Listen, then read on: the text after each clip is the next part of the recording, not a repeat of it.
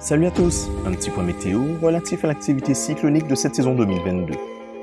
Il y a dorénavant 4 perturbations surveillées par le NAC, dont un ouragan, une tempête tropicale, une onde tropicale active et une perturbation encore située sur le continent africain. La majeure partie de ce bulletin sera néanmoins consacrée à l'onde tropicale active située à proximité de l'arc antillais. Cette dernière a vu son risque d'évolution cyclonique littéralement grimper en 24 heures, passant d'un faible risque à un risque élevé. Située à un peu plus de 500 km de nos îles, cette onde est dorénavant répertoriée en tant qu'Invest 98L. Cette perturbation se déplace vers l'ouest. Les prévisions de trajectoire anticipent son passage sur l'extrême sud de l'arc antillais entre mercredi et jeudi.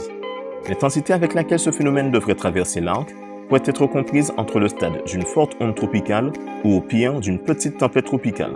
Si les prévisions de trajectoire et d'intensité venaient à se confirmer, la Martinique et dans une moindre mesure la Guadeloupe pourrait connaître une dégradation du temps tout en restant éloigné de la zone la plus active du phénomène. Il est à noter qu'il existe une possibilité selon laquelle l'ouragan Fiona pourrait indirectement affecter le développement de cette onde tropicale, notamment grâce au vent d'altitude qu'elle produit et qui se rajouterait aux vents cisaillants déjà présents dans la zone.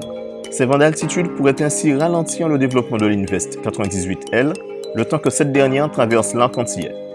En parlant de l'ouragan Fiona, il est dorénavant un ouragan majeur et continue son périple dévastateur sur la partie orientale de l'archipel des Bahamas. Pire, Fiona pourrait encore se renforcer avant d'atteindre les îles Bermudes. Concernant le reste de la zone atlantique, une nouvelle dépression tropicale a vu le jour ce matin et est devenue la tempête tropicale Gaston. De par son positionnement et la trajectoire prévue, cette tempête ne menace nullement l'arc antillais.